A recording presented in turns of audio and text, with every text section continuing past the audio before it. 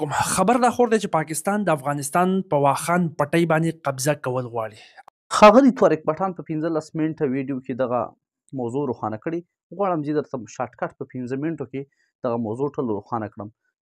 د پاکستان په میډیا کې یو تازه خبر رامنځته شوی چې پاکستان غواړي د واخان پر دهلیز قبضه وکړي. پوښتنه دا ده چې دا بحث ولې رامنځته شو.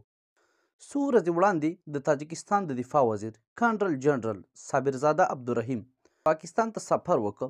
دلته د پاکستان د چیف اف آرمی سټاف جنرال عاصم منیر سره وکتل.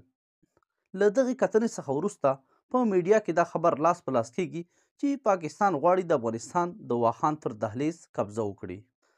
تاسو په نقشه کې لیدلی شئ چې د واخان دهلیز شمال طرف ته تاجکستان او لاندې د پاکستان هیواد پروت ده.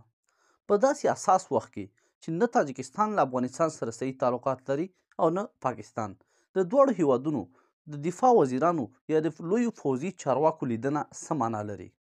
راځو په دې ویډیو کې دوه پوښتنو ته ځواب وایو. لومړی دا چې آیا پاکستان د واخان پر دهلیز قبضه کول غواړي او که نه؟ دوهم دا چې آیا قبضه کولی شي او که نه؟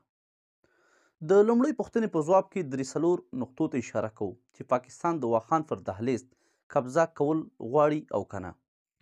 لومړی خو دا چې تاجکستان د پاکستان په شر د طالبانو سره ښه تعلقات نه لري.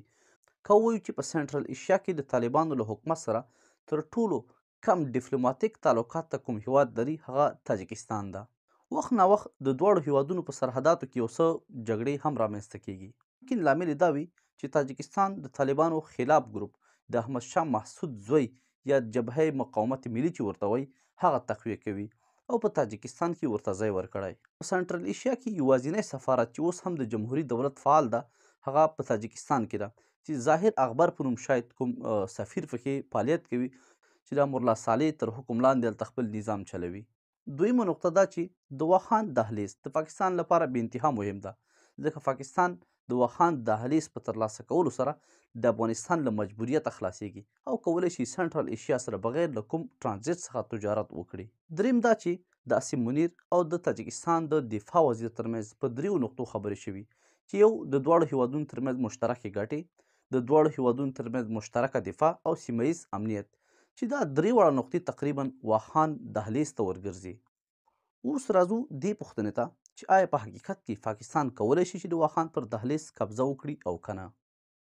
د دې پوښتنې ځواب کلیر منفي دی بنا په لاندې دلایلو. لومړی دلیل دا چې کله چې د تاجکستان د دفاع وزیر اسلام آباد ته سفر کوي په عین وخت کې د تاجکستان یو بل ډیپلوماتیک پلاوی کابل ته هم سفر کوي، په دې معنی چې د طالبانو له حکومت سره د تاجکستان تعلقات لا تر هغه حده پورې خراب نه دي چې زمینه یوه لوی جګړې ته برابره کړي. طالبان اوس د پخوا پر نسبت د تاجکستان سره یو څه بهتره تعلقات لري.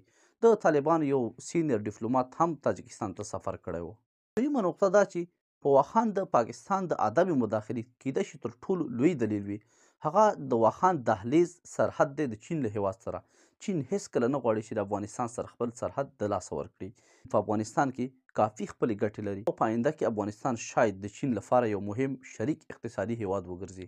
نو په هیڅ صورت چین نه غواړي چې د افغانستان سره خپل سرحد کوم چې د واخان په دهلیز کې ده له لاسه ورکړي. دریمه نقطه دا چې د پاکستان او افغانستان ترمنځ سره له ډیرو اختلافاتو یا کوي د پاکستان او د طالبانو ترمنځ سره له ډیرو مشکلاتو او اختلافاتو، خو بیا هم پاکستان نه غواړي چې د طالبانو پر ځای کوم بله ډله په افغانستان کې حاکمه شي. د همداسې نورو تاریخي او ټولنیزو ویډیوګانو لپاره زموږ د یوټیوب چینل در سره سبسکرایب کړئ.